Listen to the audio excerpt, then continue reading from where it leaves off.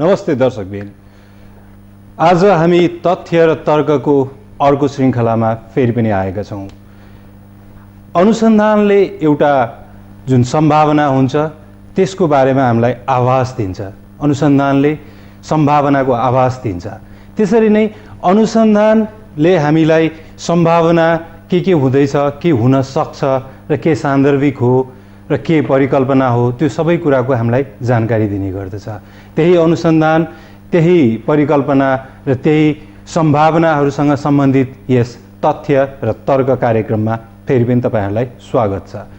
आज हामी यो दोस्रो श्रृङ्खलामा प्रधानमन्त्री र अहिले नेपालको सम्भावित सरकार गठन हुने प्रक्रियाहरूको बारेमा हजुरहरूसँग तथ्य र त्यो सँगसँगैको तर्कहरू सहित छलफल गर्नेछौँ। र आजको हाम्रो एक्सपर्ट हुनुहुन्छ हामीसँग राजनीतिज्ञ विज्ञ पुरुषोत्तम दाहालज्यू। हजुरलाई स्वागत छ यस कार्यक्रममा। हस्, धन्यवाद।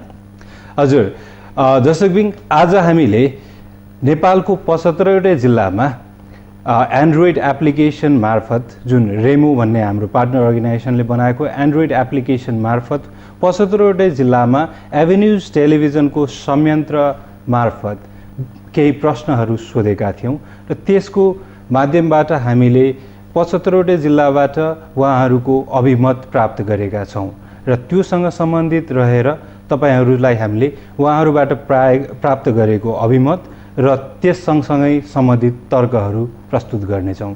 आजको पहिलो प्रश्नतिर जाउँ र पहिलो प्रश्न रहेको छ, सरकारको नेतृत्व कुन दलले गर्नुपर्छ जस्तो लाग्छ? र यसमा हामीले राखेका थियौँ 3वटा वैकल्पिक उत्तरहरू, जसमा नेपाली काङ्ग्रेस, नेकपा एमाले, नेकपा माओवादी र अन्य। यसमा के उत्तरहरू हामीले प्राप्त गरेका छौँ र त्यसको प्रतिशत कस्तो रहेको छ त्यो हजुरलाई जानकारी गराउँदछौँ।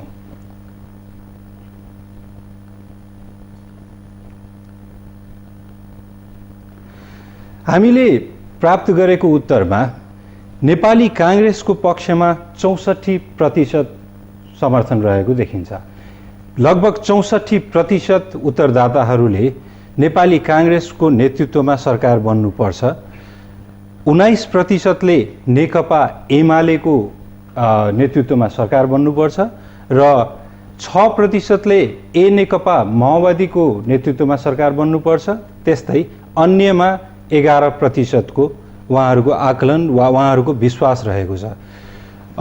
पुरुषोत्तमज्यू, हजुर के भन्नुहुन्छ यसमा? यो जुन हामीले आज प्राप्त गरेको जुन उहाँहरूको अभिमत भनौँ, 75वटै जिल्लाबाट पाएको हाम्रो अभिमत, यसमा हजुर के भन्नुहुन्छ? यो हुन त अहिलेको राजनीतिक गतिविधि र राजनीतिक गतिविधि जसरी विकसित भइरहेको छ, लगभग यस्तै देखिन्छ। के यो विकसित राजनीतिक गतिविधिको प्रभाव हो कि जनताको अभिमतको प्रभाव चाहिँ राजनीतिक विकास भइरहेको गतिविधिमा हो? होइन, हेर्नु सबै यो मलाई के लाग्छ भने पहिलो कुरा त नेपाली काङ्ग्रेसको नेतृत्वमा सरकार बन्ने करिब तय भइसकेको अवस्था छ। करिब अहिलेसम्मको अवस्था हेर्दाखेरि सबै पार्टीहरूले नेपाली काङ्ग्रेसको संसदीय दलको नेता चुन्नुहोस् र उहाँको नेतृत्वमा सरकार गठन हुनुपर्छ भनेर भनिराखेको अवस्था छ। खालि एमाले एउटा शर्त राखेको छ, राष्ट्रपति वा उपराष्ट्रपतिको विषयवस्तुलाई र शक्तिको बाँडफाँडको विषयलाई राखेको छ उसले। अन्यथा अवस्थामा माओवादीले भनिसकेको छ हामी सरकारको नेतृत्व गर्दैनौँ र हामी स्वाभाविक रूपमा नेपाली काङ्ग्रेसले बनोस् भन्ने हाम्रो चाहना छ भनेर उसले घोषित रूपमा भनेको छ। माओवादीको त्यो अवस्था छ भने एमाले पनि आफ्नो दावेदारी प्रस्तुत गरेको छैन। त्यस्तो अवस्थामा आम नागरिकहरूको पनि चाहना मिल्नु मेरो चाहिँ बुझाइमा स्वाभाविक हो। तर यहाँनिर एउटा कुरा राखेको भए राम्रो हुन्थ्यो मेरो चाहिँ बुझाइमा। जस्तो गएको संविधान सभाको निर्वाचनको क्रममा मत प्रतिशतलाई आधार मान्ने हो भने यो अहिले 64% झन्डै दोब्बर मत हो उसको पक्षमा, नेपाली काङ्ग्रेसको नेतृत्वको पक्षमा। त्यस्तो अवस्थामा मेरो बुझाइमा यो किन नेपाली काङ्ग्रेसले नेतृत्व गर्नुपर्छ त? एउटा प्रश्न त्यहाँनिर जोड्न पाएको भए मेरो बुझाइमा अझ बढी राम्रो हुने थियो हरेक सन्दर्भमा। जस्तो नेपाली काङ्ग्रेसको प्रश्नमा जुन तपाईँहरूले अगाडि सार्नु भएको छ, किन त नेपाली काङ्ग्रेसको? जस्तो हिजोका दिनमा माओवादीको शासन देखेर हो, हिजोका दिनमा एमालेको नेतृत्व देखेर हो, अथवा हिजोका दिनमा वामपन्थी धारबाट नेतृत्व गरेर संविधान नबनाउँदाको परिणति हो। के कारणले चाहिँ नेपाली कङ्ग्रेसको नेतृत्वमा सरकार बन्नुपर्छ भन्ने जनताको मान्यता छ भनेर कम्तीमा पनि त्यो पनि समेटिएर आएको भए मेरो बुझाइमा राम्रो हुने थियो। हजुरले भन्नुभयो जस्तै उहाँहरूको जुन उत्तर रहेको छ त्यसरी नै यो धारणाको पछाडि वा अभिमतको पछाडिको कारणहरू पनि बुझ्न पाएको भए अझै यो प्रभावकारी हुन सक्थ्यो भन्नुभयो। होइन, मलाई चाहिँ एकदम नै त्यही लाग्छ। किनभने त्यो भएको भए जस्तो यसको पृष्ठभूमि पनि आउन सक्थ्यो। जस्तो माओवादीले नेतृत्व गर्यो, संविधान बनेन, एमाले नेतृत्व गर्यो, संविधान बनेन, यो राजनीतिक सङ्क्रमण यथावत रहिरह्यो र भोलिका दिनमा नेपाली कङ्ग्रेसले संविधान बनाउँछ भन्ने विश्वासका आधारमा आउँदैछ कि वा नेपाली कङ्ग्रेसले लोकतान्त्रिक प्रक्रियालाई जीवन्त राख्न सक्छ, संस्थागत बनाउन सक्छ भन्ने विश्वास हो कि अथवा नेपाली कङ्ग्रेसभन्दा अरू भरोसामन्द कुनै पनि भरोसापूर्ण दलहरू हुन सकेनन् भनेर जनताले त्यो अभिमत दिएका हुन् कि अथवा चिट्ठा हानेका हुन्। अहिले किनभने नेपाली कङ्ग्रेसको नेतृत्वमा सरकार बन्दैछ त्यस कारणले हामीले बन्नुपर्छ भनेर भने हुन् कि त्यो कुराहरू आउँथे सार्वजनिक भएर। हजुर, धन्यवाद। यसरी नै हामी दोस्रो प्रश्नमा जान चाहन्छौँ। कुन कुन दलको गठबन्धनको सरकार बन्नुपर्छ जस्तो लाग्छ भन्ने हाम्रो दोस्रो प्रश्न रहेको छ र यो प्रश्नमा हामीले त्यसरी नै त्यही प्रविधि प्रयोग गरेर 75वटै जिल्लाबाट सोधेका थियौँ र त्यसमा हाम्रो वैकल्पिक उत्तरहरू पनि राखेका थियौँ। हेरौँ के रहेको छ त्यो भनेर। काङ्ग्रेस र एमालेको गठबन्धन, काङ्ग्रेस र माओवादीको गठबन्धन, एमाले र माओवादीको गठबन्धन, काङ्ग्रेसको अन्यसँगको गठबन्धन र एमालेको अन्यसँगको गठबन्धन। यसमा हामीले सोद्धाखेरिको उत्तर र उहाँहरूको अभिमत यस प्रकार रहेको छ। लगभग 58% काङ्ग्रेस र एमालेको गठबन्धनको सरकार बन्नुपर्छ भन्ने उहाँहरूको धारणा, उहाँहरूको इच्छा वा भनौँ उहाँहरूको मागको रूपमा पनि राख्नु भएको छ। त्यसरी नै 19%ले काङ्ग्रेस र माओवादीको गठबन्धनको पनि धारणा राख्नु भएको छ। त्यसरी एमाले र नेकपा माओवादीको गठबन्धनप्रति उहाँ 9%को समर्थन रहेको छ। काङ्ग्रेस र अन्यको गठबन्धनमा 11%, त्यसरी नै 3%को समर्थन एमाले र अन्यमा रहेको छ। यसमा हजुरको धारणा के रहेको? फेरि यो मलाई लाग्छ बडो महत्त्वपूर्ण पक्ष चाहिँ यो हो। जस्तो जनताले अत्यन्त परिपक्व कुरा गर्नुभएको छ भन्ने यसले देखाउँछ।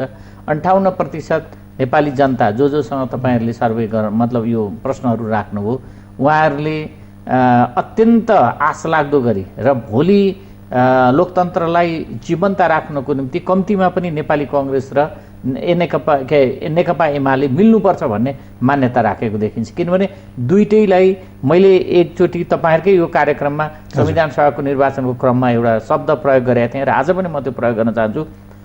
एउटा वैकल्पिक प्रजातान्त्रिक शक्तिको रूपमा एमालेलाई नेपाली जनताले हेर्न थालेको हुनाले यो दोस्रो शक्तिको रूपमा आउँछ भनेर मैले भनेको थिएँ यही ठाउँमा। तपाईँहरूको रिपोर्ट पनि करिब त्यो बेलाको सर्वे पनि करिब त्यही थियो, मिल्दोजुल्दो धेरै अर्थमा मिलेको थियो। त्यसकारणले नेपाली कङ्ग्रेस र एमाले भरलाग्दा प्रजातान्त्रिक वैकल्पिक शक्ति हुन् भन्ने मान्यता नेपाली जनताले राखेको यसले स्पष्ट गर्छ। तर समस्या कहाँनिर छ भने जनताले भने जस्तै हुन सक्छ कि सक्दैन, यो आफ्ना ठाउँमा एउटा गम्भीर प्रश्न भएर उठेको छ। किनभने जस्तो एमाले अहिले शर्तहरू अगाडि सारिराखेका छ, त्यो शर्त नेपाली कङ्ग्रेसले स्वीकार गरेन भने एउटा गम्भीर कुरा। म त्यो जसले यो उत्तर दिनुभयो उहाँहरूलाई म एउटा प्रश्न यहीँबाट प्रक्षेपण गर्न चाहन्छु तपाईँ मार्फत नै। त्यो के हो भने जस्तो अहिलेको सन्दर्भमा प्रजातान्त्रिक दुवै ठुला शक्तिहरू सरकारमा जाँदा विपक्षमा को रहन्छ? हजुर, विपक्षमा प्रजातान्त्रिक शक्ति नै रहनुपर्ने अवस्था पनि सिर्जना हुनसक्छ। योतिर धेरै ध्यान गएको जस्तो लाग्दैन। जस्तो सरकार चलाउने पनि प्रजातान्त्रिक शक्ति र सरकारको ठिक्क अपोजिसन विपक्ष भनेको छाया सरकार हो, तत्कालको प्रतिपक्ष भनेको छाया सरकार हो। छाया सरकार पनि प्रजातान्त्रिक भयो भने के हुन्छ? भोलि अर्को त्यसले भनौँ न नेपाली कङ्ग्रेसले अहिले नेतृत्व गर्यो र त्यसको विकल्पमा भोलि अर्को शक्ति उदित हुँदाखेरि एमाले भइदियो भने के भयो? एमाले नेतृत्व गर्छ र अरू शक्तिहरूलाई जोड्न सक्छ। त्यो यी मध्यधारका दलहरू हुन्। नेपाली कङ्ग्रेस र एमाले भनेको जतिसुकै वामपन्थी, समाजवादी, साम्यवादी जुन भाषामा जे लोकतान्त्रिक जे भने पनि यी मध्यधारका पार्टीहरू हुन्। दुईटै मध्यधारले नेतृत्व गर्नुको अर्थ के हुन्छ भने दक्षिणपन्थीहरूलाई पनि यिनीहरूले आफ्नो धारमा तान्न सक्छन्। एकदम नै धुर वामपन्थको कुरा गर्ने, हुन त वामपन्थी र साम्यवादीमा ठुलो अन्तर छ, धुर साम्यवादको कुरा गर्नेहरूलाई पनि एक ठाउँमा जोड्ने क्षमता राख्छन्। त्यस कारणले त्यो विषयवस्तुमा पनि हामीले ध्यान दिनु जरुरी छ। जस्तो हाम्रो आकाङ्क्षा राम्रो हो, अत्यन्त परिपक्व हो, मलाई लाग्छ यो परिपक्व दृष्टिकोण हो आम नागरिकको, तपाईँले सही कुरै ल्याउनु भएको छ।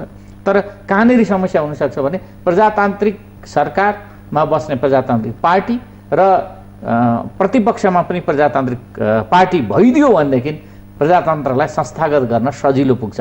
यो कुरालाई पनि हामीले ध्यान दिनुपर्छ। अब जहाँसम्म माओवादी र अरूसँगको तालमेलका कुरा हुनु, जनताको अहिले त्यो तुरुन्तै माओवादीले नेतृत्व गरेर सरकार बनोस् पनि भन्ने छैन र एमाले अरूसँग गठबन्धन गरेर नेपाली कङ्ग्रेसको खिलाफमा जाओस् भन्ने पनि छैन। मेरो बुझाइमा नेपाली कङ्ग्रेसको नेतृत्वको पक्ष चाहिँ प्रस्तुत भयो, सँगसँगै एमालेसँग जोडेर भयो, यो अत्यन्त राम्रो कुरा हो। तर यसले अर्को समस्या पनि पैदा गर्न सक्छ, त्यो विषयमा चाहिँ हामीले गम्भीर हुनुपर्छ। हजुर, त्यसरी नै यसमा म आजको हाम्रो राजनीतिक विश्लेषकलाई अर्को प्रश्न के राख्न चाहन्छु भने यस्तो किसिमको धारणा, यस्तो किसिमको अभिमत के यो राजनीतिक जसरी घटनाक्रम विकसित हुँदै जान्छ त्यसको प्रभाव परेको हो कि या जनताको अभिमत साँच्चैकै राजनीतिक सङ्गठनहरूले वा राजनीतिक दलहरूले त्यसलाई उहाँहरूले सिरोपरि गरेको हो, त्यसलाई मान्यता दिएको होइन? त्यसलाई त्यो दुइटै कुरा सही पनि छन्, दुइटै कुरा गलत पनि हुन सक्छन्। किनभने राजनीतिक घटनाक्रमको प्रभाव सिधै जनतामा पनि पर्छ र त्यो प्रभाव राजनीतिक दलहरूमा पनि पर्छ, राजनीतिक नेतृत्वमा पनि पर्छ। एउटा कुरो र त्यो हुन्छ, त्यसका आधारमा ओपिनियन मतलब अभिमत खडा भएको हुन्छ, अभिमत सिर्जना हुन्छ, त्यो सही हो। र अर्कोतिर कस्तो हुन्छ भने कहिलेकाहीँ मान्छेहरूले आफूले आफ्ना विचारका आधारमा पनि केही न केही धारणाहरू निर्माण गरेका हुन्छ। दुवै पक्षलाई हामीले हेर्नुपर्छ। हजुर, यसरी नै आजको यस कार्यक्रमको लागि हामीले तेस्रो प्रश्न राखेका थियौँ, त्यो थियो आजको दिनमा यदि राजनीतिक घटनाक्रमलाई तपाईँहरूले ध्यान दिएर हेरिरहनु भएको छ भने सबैभन्दा सान्दर्भिक र सबैभन्दा चर्चाको विषय आगामी प्रधानमन्त्री को हुनुहुन्छ भनेर र तपाईँहरूको धारणा अनुसार वा तपाईँहरूको इच्छा अनुसार नेपालको आगामी प्रधानमन्त्रीको रूपमा कसलाई देख्न चाहनुहुन्छ भन्ने प्रश्न राखेको थियौँ र त्यही प्रश्न अन्तर्गत र त्यही सन्दर्भ अन्तर्गत हामीले राखेको प्रश्नका केही धारणाहरू जुन हामीले 75वटै जिल्लाबाट सङ्कलन गऱ्यौँ त्यो तपाईँहरूमाझ प्रस्तुत गर्न गइरहेका छौँ। आगामी प्रधानमन्त्री को हुनुपर्ने हो जस्तो लाग्छ तपाईँलाई भनेर हामीले प्रश्न राखेका थियौँ र जुन चर्चामा रहेका व्यक्तिहरू र सम्भावना पनि रहेका व्यक्तिहरूलाई हामीले हाम्रो केही अप्सनहरूमा राखेका थियौँ, जसमा सुशील कोइराला, शेरबहादुर देउबा, केपी शर्मा ओली, डाक्टर बाबुराम भट्टराई वा अन्य। यसमध्ये कोही आगामी प्रधानमन्त्री होस् भन्ने म चाहदिनँ र यो बाहेकको व्यक्ति चाहन्छु भन्ने पनि हुन सक्छन् भनेर हामीले त्यो सम्भावनालाई ध्यान दिएर अन्य व्यक्तिको अप्सन पनि राखेका थियौँ। यसमा हेरौँ के रहेको छ उहाँहरूको धारणा। सुशील कोइरालाको पक्षमा 100 मध्ये 41 जनाको समर्थन देखिन्छ। त्यसरी नै शेरबहादुर देउबाको पक्षमा 17%, केपी शर्मा ओलीको पक्षमा 14%, डाक्टर बाबुराम भट्टराईको पक्षमा 8% र अन्य यस 4 जना व्यक्तिभन्दा अन्यलाई नै आगामी प्रधानमन्त्रीको रूपमा हामी देख्न चाहन्छौँ भन्ने 20% रहनु भएको छ। यसमा हजुरको धारणा के रहेको? होइन, हेर्नुहोस्, यो मैले भने यो एकदमै स्वाभाविक हो। व्यक्ति विशेषका आधारमा मूल्याङ्कन गर्ने हो भने यो प्रतिक्रिया अस्वाभाविक छैन। जो नेपाली कङ्ग्रेसले संसदीय दलको नेता चयन गरिसकेको छ। भर्खरै सुशील कोइराला र शेरबहादुर देउबाका बिचमा प्रतिस्पर्धा भयो र 16 मतले अगाडि जित्नु भएको छ सुशील कोइरालाले। र सुशील कोइरालाको बारेमा एउटा धारणा के बनेको छ मान्छेहरूमा भने, यद्यपि म त्यो धारणासँग व्यक्तिगत रूपमा सहमत छैन। उहाँको विषयमा के भनेको छ भने उहाँ कहिले पदलोलुप हुनु भएन, बडो निष्कलङ्क हुनुहुन्छ, आफ्नो कुरामा अडान राख्नुहुन्छ आदि इत्यादि कुरा छन्। यद्यपि उहाँले योभन्दा पहिला शेरबहादुर देउबासँगै संसदीय दलको नेतृत्वमा उहाँ प्रतिस्पर्धा गरेर पराजित हुनुभएको थियो त्यो बेलामा, अनि पार्टीको सभापति हुनुभएको छ। राजनीति गर्ने मान्छेहरू पदलोलुप हुँदैनन् भन्ने कुराबाट हामी मुक्त हुनुपर्छ। त्यो भ्रम हो हाम्रो कि उहाँहरू चाहिँ केही गर्नुहुन्न भन्ने। तर अहिलेको परिस्थितिले के देखाएको छ भने सबै प्रयोग भएका व्यक्तिहरू छन्। यसो हेर्नु, सबै मन्त्री भएका, तपाईँले जो नामहरू राख्नु भएको छ सबै कुनै, अब जस्तो बाबुराम भट्टराई प्रधानमन्त्री हुनुभएको छ, शेरबहादुर देउबा 3 चोटि प्रधानमन्त्री हुनुभएको छ। उहाँहरू भनेको परीक्षित मान्छेहरू हो, उहाँहरू भनेको अग्नि परीक्षामा बसिसक्नु भएको हो। केपी शर्मा ओली उपप्रधानमन्त्रीसम्म गृहमन्त्रीसम्म चलाइसक्नु भएको मान्छे छ। त्यस कारणले मलाई के लाग्छ भने यी अनुहारहरूमध्ये सबभन्दा चाहिँ अनटेस्टेड एक प्रकारले प्रधानमन्त्रीको रूपमा सरकारको नेताको रूपमा सुशील कोइराला हुनुहुन्छ।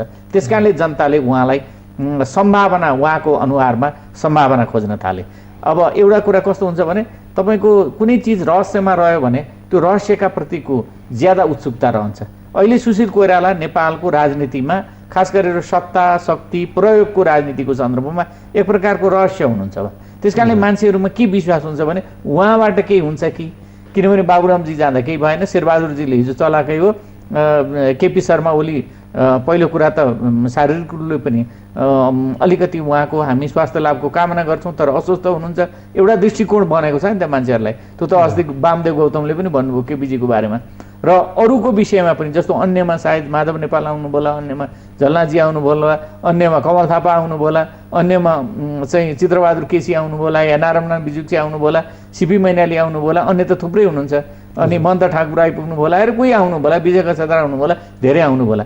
तर सुशील कोइरालाको अहिलेको आउनु मतलब मान्छेले उहाँ प्रधानमन्त्रीको रूपमा देख्न चाहनु स्वाभाविक किन हो भने उहाँ एक प्रकारले भन्यो भने अनटेस्टेड हुनुहुन्छ र उहाँको योग्यताको परीक्षण जनता चाहिराखेका छन्, त्यो देखाउँछ र मलाई लाग्छ त्यो स्वाभाविक हो। तर यो हामीले एउटा बुझ्नुपर्ने कुरा के हो भने जोसँग बढी अपेक्षा गरिन्छ, ज्यादा अपेक्षा गरियो भने त्यो अपेक्षा सबभन्दा चाँडो भङ्ग हुन्छ। जस्तो तपाईँले अहिले दिल्लीमा हेर्नुभयो भने थाहा पाउनुहुन्छ अरविन्द केजरीवालले यस्तो भयानक उत्पात लिएर गए, एउटा हावा बगाएर लिएर राजनीतिको। अहिले के भयो भने उहाँकै आफ्नै सदस्यलाई कारबाहीबाट सुरु हुन थाल्यो, उहाँको एकदम घटौती सुरु भएको। उहाँको एक प्रकारको भन्ने हो भने त्यो एउटा चरण जुन क्लाइमेक्स एकैचोटि सोचेर गयो मान्छेहरूले एकदम के हुन्छ भन्दा अहिले उहाँकै सांसद उहाँको विरुद्ध जाँदाखेरि कारबाही सुरु भएको छ। परिस्थिति त्यस्तो पनि हुनसक्छ। मतलब मैले किनभने धेरै आशा त्यस कारणले राजनीतिमा गर्नु हुँदैन, थोरै आशा गर्नुपर्छ। माओवादीको किन यति चाँडो माओवादीसँग मान्छे निराश भयो भन्दा माओवादीहरूले एकदम नै बेपत्तो कुरा देखायो, गर्न सकेन, मान्छेहरूले पनि बेपत्तै आशा गरे, गर्न सकेन। त्यसपछि के भयो, तुरुन्त घट्यो। भोलि सुशील कोइरालामा जुन प्रतिशतको आधारमा यत्रो माथिल्लो चरण भन्नुहोस् न 17 र 41 भनेको धेरै ठुलो अन्तर हो नि। तपाईँले यो प्रतिशतको हिसाबले हेर्ने हो भने त धेरै माथि हुनुहुन्छ सुशील कोइराला। त्यो ढङ्गको आकाङ्क्षा पुरा गर्न सक्नु भएन भने भोलि ठ्याक्कै रिभर्स भएर बाबुराम भट्टराईभन्दा मुनि जाने सम्भावना रहन सक्छ मेरो विचारमा। किनभने ठ्याक्कै यस्तै थियो बाबुराम भट्टराईको। पहिला तपाईँले सर्वेहरू हेर्नुभयो होला, जस्तो हिमालले गरेको थियो एकचोटि, झन्डै कति 60-76 कति 70%सम्म डाक्टर बाबुराम भट्टराईको पक्षमा आएको थियो उहाँ प्रधानमन्त्री हुनुभन्दा पहिला। तर अहिले के हालत हुन थालेछ भन्दा उहाँ 8मा पुग्न थाल्नुभएछ, परिस्थिति यस्तो भएछ। तर यसमा छ नि हजुर, एउटा कुरा उहाँले अहिलेसम्म पदप्रति कुनै लोभ देखाउनु भएन भन्ने कुरा छ, तर उहाँले जित्नु नभएको पनि कुरा हुनसक्छ। त्यसरी नै पहिला मान्छेले जुन धेरै एकदम अपेक्षा गर्यो, एकदम धेरै नै अपेक्षा गरेकोमा निराशा पनि धेरै नै हुनु परेको सम्भावनाहरू हाम्रो उदाहरणहरू धेरै छन्। त्यसरी नै यो रिस्क त यहाँ पनि छ नि होइन? बिल्कुल, अघि मैले भनिसकेँ नि त, भोलि त्यो बाबुरामजीको स्थितिमा पनि जान सक्नु। अर्को गम्भीर कुरातिर म ध्यान आकर्षण गराउँ, सबैलाई यो आश्चर्य हुनसक्छ। त्यो आश्चर्य चाहिँ म यहीँनिर जोड दिन चाहन्छु सुशील कोइरालाको सन्दर्भमा। त्यो आश्चर्य के हो भने जुन कारणले गिरिजाप्रसाद कोइराला राष्ट्रपति हुन पाउनु भएन, त्यस बेलामा माओवादी पहिलो प्रमुख रूपमा देखा पर्यो गिरिजाप्रसादलाई राष्ट्रपति हुनबाट रोक्नको निम्ति। दोस्रोचोटि बाबुरामजीले राजीनामा गरिसकेपछि सुशील कोइरालालाई प्रधानमन्त्रीको रूपमा प्रस्ताव गर्ने प्रचण्ड हुनुहुन्थ्यो, पहिला माओवादीकै अध्यक्ष हुनुहुन्थ्यो। तर सुशील कोइराला हुनु भएन र खिलराज रेग्मी प्रधान न्यायाधीश आएर प्रधानमन्त्री बन्नुभयो। त्यो कारण यथावत छन्। त्यो कारणसँग सम्बन्ध राख्न सक्नु भएको छैन सुशील कोइरालाले भने, या समन्वय गर्न सक्नु भएको छैन, या समझदारी गर्न सक्नु भएको छैन।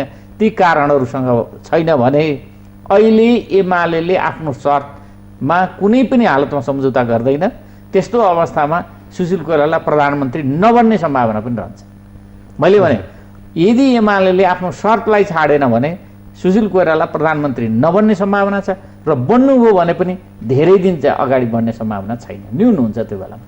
त्यो कुरा चाहिँ आज पनि छ र यो ध्यान नदिएको पाठ हो भन्ने मलाई लाग्छ। नेपालको राजनीति विश्लेषण गर्ने मान्छेदेखि अब सुशील कोइराला संसदीय दलको नेता हुनुभयो, तुरुन्त अब प्रधानमन्त्री हुनुभयो भन्ने धेरैलाई भ्रम छ। होइन, हिजोका ती कारणहरूसँग मलाई थाहा छैन, फेरि तपाईँले मलाई क्रस गर्नु होला, म ती कारण के हुन् म भन्न सक्दिनँ। अब ती के कारण हुन् प्रचण्डलाई सोध्नु हो भने बताउनु होला, सायद ती कारण के हुन् बाबुरामजीसँग सोध्नुभयो भने थाहा होला त्यो कारण, र अब अहिले एमालेका नेताहरूसँग सोध्नुभयो भने थाहा होला किन त्यो शर्तहरू अगाडि बढाउँदै हुनुहुन्छ।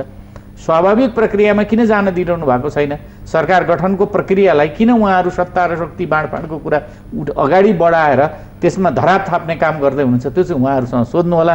तर जे कारणले उहाँहरू यी कामहरू गरिरहनु भएको छ त्यो कारणसँग या त समझदारी गर्नुपर्छ सुशील कोइरालाले, या सम्झौता गर्नुपर्छ, या सम्बन्ध स्थापित गर्नुपर्छ, या समन्वय गर्नुपर्छ र मात्रै सुशील कोइरालाको सम्भावना छ, त्यो चाहिँ हामीले बुझ्नु जरुरी छ। तर यसमा राजनीतिक चलखेल भन्दा पनि एउटा सामान्य जनताको अवधारणाको रूपमा उहाँहरूको भावना र उहाँको अभिव्यक्तिको रूपमा यसलाई लिने हो भने यसमा 20% जुन यसमा भएका पहिला अलरेडी टेस्टेड र अहिलेसम्म पदमा नपुग्नु भएका र टेस्ट नभएका व्यक्तिहरू पनि हुनुहुन्छ, त्यो बाहेक 20% अन्य भइदियोस् भन्ने अपेक्षा जुन देखिएको छ यहाँ, त्यसको बारेमा हजुरको होइन? यो अन्यता यस्तो हो नि, एउटा मात्रै होइन नि त अन्यता, जति भए पनि है मैले बुझेँ। अन्य भनेर अघि मैले 4-5वटाको त नाम लिएँ, मेरो बुझाइमा ती मध्ये कोही पर्लान्। अब उहाँहरूको व्यक्तिगत रूपमा हिसाब गर्ने हो भने 5 जना छन् भने 5% होला, भन्दाखेरि 8% पनि नपुग्नेहरू छन् अन्यमा। त्यस कारणले यसलाई धेरै महत्त्व दिनु जरुरी छैन, किन 20% जनमत चाहिँ विपक्षमा गयो, त्यो सही कुरा हो। तर त्यो एउटामा बाँड्नुभयो भने त्यो एकदम नै कमजोर हो नि त। त्यस कारणले त्यो अन्यलाई धेरै ध्यान दिने, किन हुन चाहिँ यसो हेर्दाखेरि 17 र 20 हेर्ने भने 20 माथि जस्तो देखिन्छ, तर यो एकल हो नि त, एकल अभिमत हो नि, यो एकल पक्षको अभिमत हो, यो त धेरैजनाको लागि अभिमत हो नि यो 20 भनेको त। त्यस कारणले यो 20 भन्ने बित्तिकै मैले चाहिँ किन धेरै महत्त्व नदिएको भने त्यो चाहिँ कमसेकम 5-6-7 जनाको नामको हुनुपर्छ यो, त्यस कारणले अन्य हो यो। हजुर, त्यो सम्भावना छ। तर फेरि पनि यसो हेर्ने हो भने चर्चाको विषयमा राजनीतिक पृष्ठभूमिमा अहिले राष्ट्रिय राजनीतिमा हेर्दाखेरि चर्चाको विषयमा रहेका यो 4वटा व्यक्तिहरू नै हुनुहुन्छ, उहाँ बाहेक त्यति बाहिर सम्भावना देखिँदैन। होइन छ, तपाईँले एउटा कुरा चाहिँ हामीले बिर्सनु हुँदैन, जस्तो एमाले भित्र 4जना मान्छे त्यत्तिकै प्रभावशाली छन्। माधव कुमार नेपाल हुनुहुन्छ, झलनाथ खनालजी हुनुहुन्छ, वामदेव गौतम हुनुहुन्छ, र यदि उहाँहरूले महिला भनेर अगाडि सार्नु भने विद्यादेवी भण्डारी हुनुहुन्छ। 4जना त सँगै हुनुहुन्छ, उहाँहरू एक लहरमा बसिरहनु भएको छ। त्यसै गरेर तपाईँले साना दलमा पुग्नुभयो, भोलि बाइ द वे मान्नुहोस् न, यो संयुक्त सरकार गठबन्धन सरकार हुन पाएन, समस्या खडा भयो भने साना दलको हातमा नेतृत्व जान सक्छ। नारायण बिजुक चाहिँ हुन सक्नुहुन्छ, राष्ट्रिय रूपमा उहाँले संयोजन गर्न सक्ने क्षमता राख्नुहुन्छ। त्यस्तै गरेर तपाईँको सिपी मैनालीजी हुनुहुन्छ, उहाँ एकापट्टि खोज्न जानु होला, एउटा स्थिति छ। तपाईँले सूर्यबहादुर थापा आउनु भएको छ, सबभन्दा वृद्ध भएर के गर्नुहुन्छ, बुढो बाघ हो उहाँ चाहिँ 7 सालदेखिको राजनीति गर्नुभएको छ। उहाँले चाहिँ राजा महेन्द्रको खजान्चीदेखि लिएर अहिलेको सम्मको गणतन्त्रसम्म आएर उहाँले शपथ ग्रहण गराउनु भयो, कत्रो ठुलो कुरा गरिरहनु भएको छ। मतलब मान्छेहरू नभएका होइनन् नि, छन् नि, त भोलि विकल्प हुनसक्छ। मैले यस कारणले भनेको कि समस्या परेको अवस्थामा मात्रै तिनीहरू हुन्, अन्यथा अवस्थामा यो स्वाभाविक प्रक्रियामा अहिलेको बेलामा जस्तो देखिएको छ नि, यस्तो सरल रेखाबाट हेर्ने हो भने सुशील कोइराला 41% जनताको चाहना जुन हो त्यो चाहना स्वाभाविक हो भन्ने मैले चाहिँ देखेको थिएँ। त्यो जनताको चाहना हो कि अहिले विकसित घटनाक्रमको प्रभाव हो कि? होइन, विकसित घटनाक्रमको प्रभाव पनि हुनसक्छ। मैले भने नि संसदीय दलको नेता छानिसकेको अवस्थामा मान्छेहरूले दिएको हुनसक्छ यो विचार, तर मलाई त्यो लाग्दैन। किनभने मेरो चाहिँ विचारमा अघि जस्तो मैले सुरुमा एउटा प्रश्न गरेको थिएँ, यो प्रश्न गर्नु भएको भए अझ राम्रो हुन्थ्यो होला भनेर। मलाई लाग्छ के भने अहिलेको बेलामा साम्यवादी नेताहरूबाट सरकारको नेतृत्व गर्दा संविधान बनेन, राष्ट्रले स्थिर एउटा गति पनि समात्न सकेन, लोकतन्त्र संस्थागत हुनु पनि सकेन, र यो परिवर्तनलाई संस्थागत गर्ने क्षमता र त्यो संयोजन गर्ने भूमिका उहाँहरूले खेल्न सक्नु भएन। साह्रै उत्तेजित हुनुभयो या त साह्रै निहुरेर बस्नुभयो उहाँहरू, दुवै अवस्था गलत थिए। यस्तो बेलामा नेपाली कङ्ग्रेस भनेको त 2003 सालदेखि अर्थात् अहिलेको सन्दर्भ भन्नुहुन्छ भने 7 दशक पार गरिसकेको एउटा पार्टीको नेता, र त्यो नेता जस्तो भन्नुहोस् न अहिले नेपाली कङ्ग्रेसमा अलिकति विवाद त भयो, जस्तो देउबा, सुशील कोइराला, रामचन्द्र पौडेल भन्ने आयो।